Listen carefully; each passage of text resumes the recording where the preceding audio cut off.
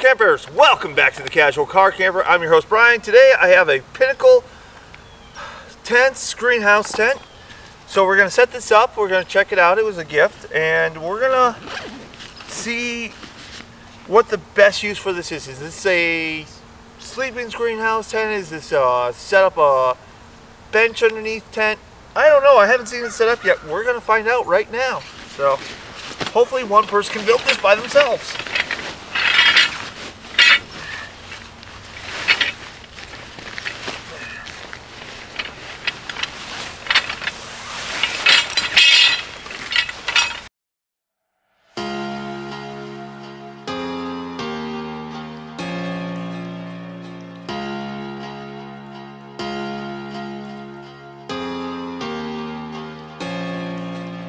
Alright campers, I did find a extra bungee cord holding this all together while I couldn't get it to pop up. This tent has internal poles and the less than helpful setup instructions, so I'm just gonna, you're gonna see me take a little while on it.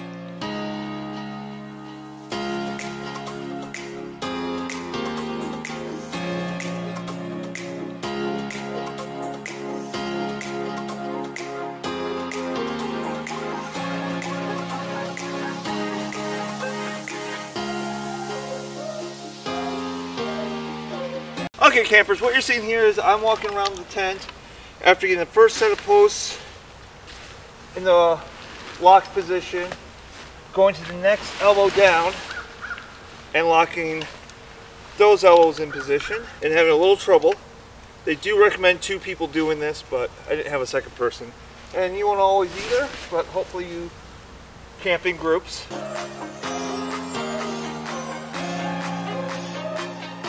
Okay, after you get the posts up to get it to stabilize, you just put the hooks on the posts and just same process that I just did with the legs all the way around. Just walk around slowly, connect all the clips.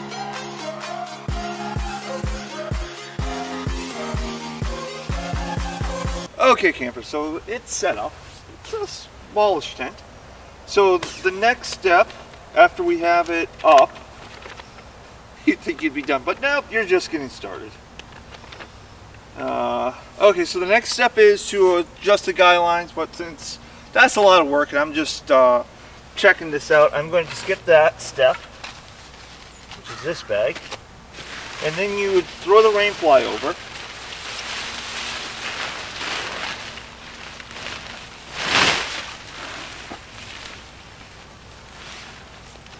And there's kind of a plastic line side and that goes face down. Never lose your instructions because unless you get really comfortable, it'll take a while to get used to them. These do have decent photos, which I kind of like. And what's kind of cool is the rain fly just connects to your clips for the poles. And I'm gonna recommend, as I often do, is to, when you're setting stuff up, do cross, don't go all the way around like this, do this corner, back corner, then come to the right, do this corner, then do this back corner, so that you get your tensions going opposites.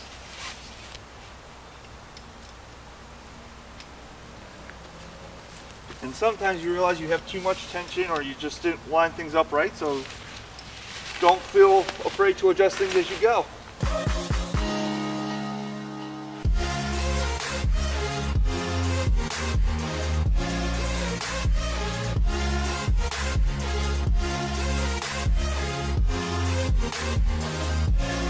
Alright campers, so here we are inside of the tent. So it's got one hook to hang a light from.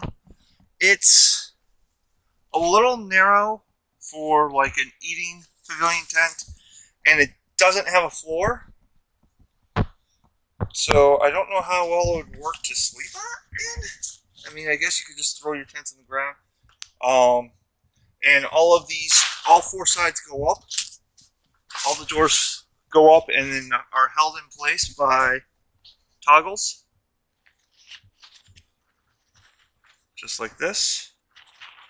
What's kind of interesting is you have to secure your outer door so that the toggles will run through the hoops of the inner door or the screen door.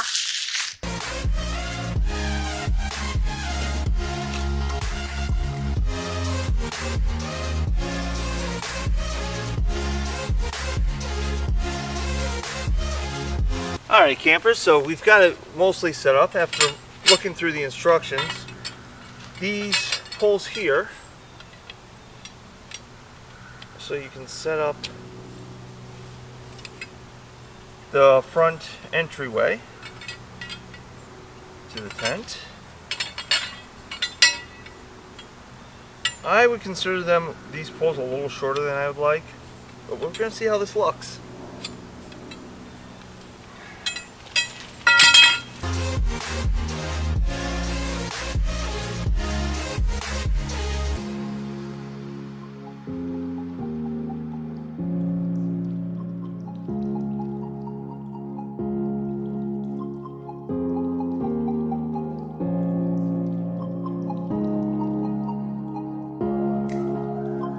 Okay campers, the tent's all set up at least for display purposes. If I wanted to, I could create an entryway all the way around. I do want to play with the guy lines a little bit more. I don't quite have them tight enough, but for today's demonstration purposes it's fine. This isn't going on Pinnacle's website, so I don't think that's important. But so the way this is you could use it as a small eating tent. You can create, your main entrance, and if you decide, oh well, I want be able to get in more than one way, or I want cross breeze, you can lift the sides. You don't have to stake them up. You can just pin them up with the toggles. Then you have your screen door, which unfortunately only rolls up. But I might do some experimenting later with this system to see if there's a way to make it easier to get in and out. What I like about most eat-in screen tents is that they have basically doors so you can zip up the center and walk in and out as you need. I'm not so sure about using this as a sleeping tent because there's no floor. I'd have to put a tarp down instead of as a ground protector as my floor, and then put whatever's going to sleep in it on, unless I had something I didn't mind sleeping right on the ground with. And as far as that food tent, it might work. It's a little smaller than most of my food tents, but I like the fact, and it's a little lower. I'm about 6'3", 6'2.5" in that neighborhood. And if I bring you close, I have to duck to get in, but once I'm in the center, I do have headroom. And if I put a small table in here, we could eat in here. I'd have to bring a table instead of using the park benches, because this is only about a 6 foot by 6 foot space, maybe 7 foot, and most of those tables are about 10 feet long. So this wouldn't work with a table at a campsite, but I might be able to bring in a square table, like a small coffee table, set it up and fit 4 people around it. So it would work as a small eating tent. This would be a pretty decent privacy tent if you wanted to bring a tent just for changing, and if you wanted to set up a shower, you might be able to set it off this one hook on the inside, but you'd have to have a shower system that was freestanding, and then you could shower in here, and you just would have to have all the awnings down for that purpose. So it's an okay tent for, it seems okay for the 3 types of tent you would take camping, but it doesn't seem to do anyone well enough for my purposes.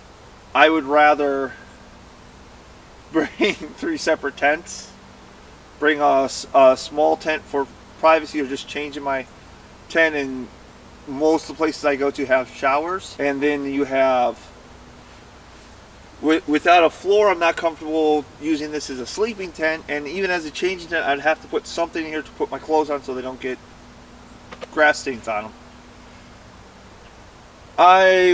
What I will probably do is look on Pinnacle's website, see what they say this tent is for, and do a follow-up video. Okay, campers, let's try taking this tent down now, see how hard that is. Alright campers, what I'm doing here is I'm just wrapping the guy lines around the stake. It's something I like to do, just so I can keep the ropes from tangling up, and that way I know I always have the right number of guy lines with stakes and I didn't lose anything. Not necessarily a mandate, but just a best practice that I use.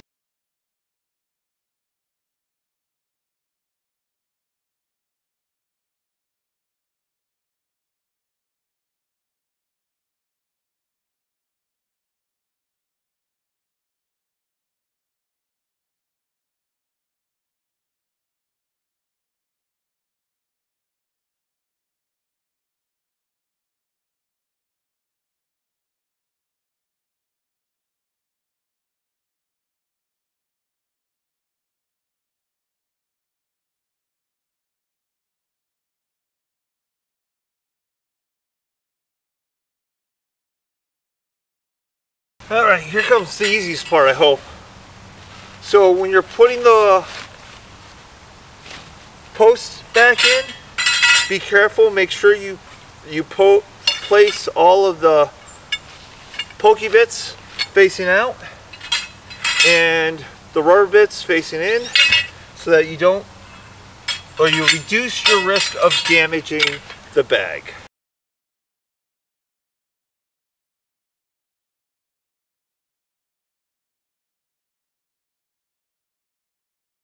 Alright campers, I got about 80% in the bag, which is actually pretty good for me on my first try.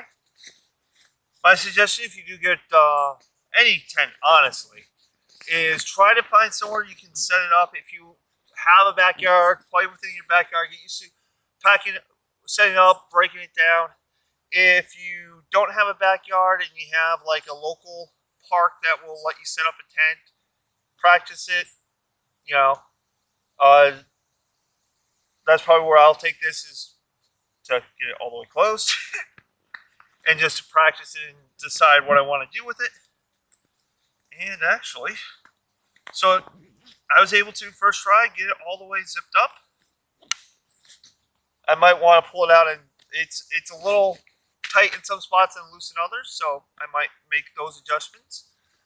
But otherwise, it went in the bag. So first bag that I was able to get the tent in without too many difficulties. So it packs up well and packs in the bag fairly well. With practice, I could probably get this down in a couple minutes, and maybe even by myself in the rain if I have to. Alright campers, thank you for watching. Remember, as always, as long as you're having fun, you're doing camping right.